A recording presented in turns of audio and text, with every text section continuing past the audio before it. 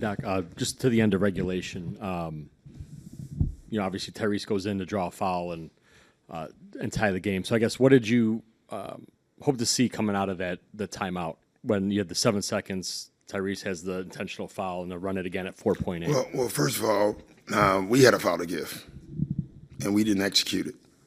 To me, that's the difference in the game. If you want to go down to it, they executed the foul to give, we didn't, and we lose. On the first action, if they don't commit it, Kuz has got a great. Kuz would have been open. The second action, we didn't execute again, and that's. I thought we played unbelievable. I thought we played hard overall, but our execution at times tonight, and I get it that we have different guys, but some of them are we just have to do it. The play was supposed to be an ISO for Ryan coming up, but instead we had someone there trying to set a pick, and it's tough to watch sometimes. So we'll work on it. We'll get better.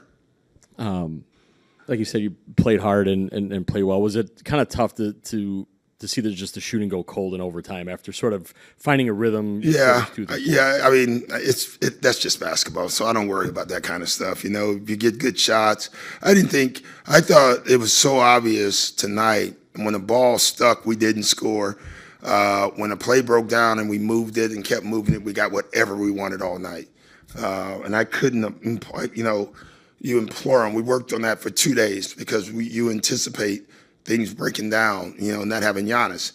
And you got to flash, you got to pass. But when we get stuck trying to, that's just not who we are. We're not them who have a bunch of ISO players. We don't have that. And so you have to play with the ball and the movement.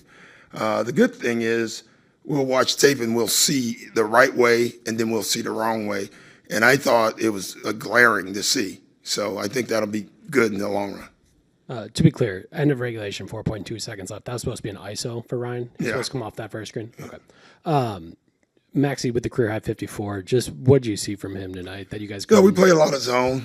He got some openings. I could live with it.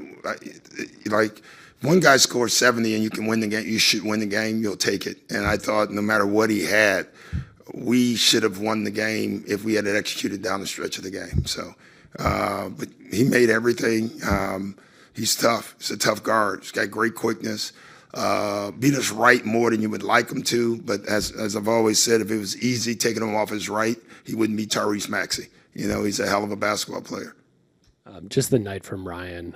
I know there's some mistakes in there, right? But also, and that's part of it too for Ryan. He's just playing so hard and so many minutes, and then. There's times, out of a timeout in overtime, I think we had A.J. Green. That was the play. He didn't see it. And in his defense, he was probably exhausted. Trying to run the team and guard Maxey a lot is not easy. I think you closed regulation with Miles, and then you closed overtime with Bobby. Yeah. Just those two decisions. Well, Miles started overtime.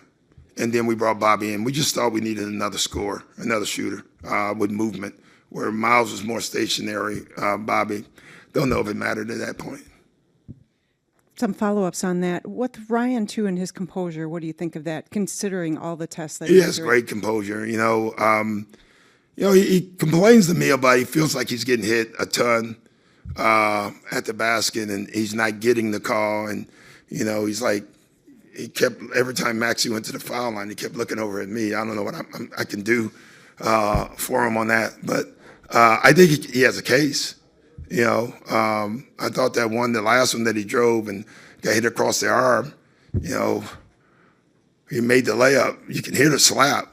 And then the next play, it was almost a touch foul down there, and they called it. So you just got to play through that. He does that, though. That's what's so impressive about him. I don't know if you've heard the stat. ESPN came up with this thing that you have the number one offense with Giannis and the dead last place offense without him. I don't think ESPN came up with that. I think that's the stats. Okay. Well, that's dramatic. Yeah. This felt like a game that you could either go one of two ways as a coach. It could be deflating for a team, or there's a lot to work on. You could chop up a lot. What do you... Like I said, guys, we were shooting 59% at halftime. We were playing great offense tonight. So... it just what I talk about, like we're going to find something during this stretch. I think we will. I think we are. Tonight I saw a bunch of things we can do when Giannis is not on the floor, and that's how you have to look at these things. Just wanted to ask you, Doc, about the first quarter that didn't start off well. Yeah. And you mentioned obviously ball movement being the big change, but how did you guys just pull out of that? We just stuck with it, honestly. It's the first quarter, right? And they got up to a great shot. Paul George had the first 10 or 12 points. I don't know what he ended up with, but he probably scored 10 more points the rest of the game. We changed matchups as well. Zone was huge. Zone was huge for us. I thought that was a factor that really kept us in the game. Thanks, guys.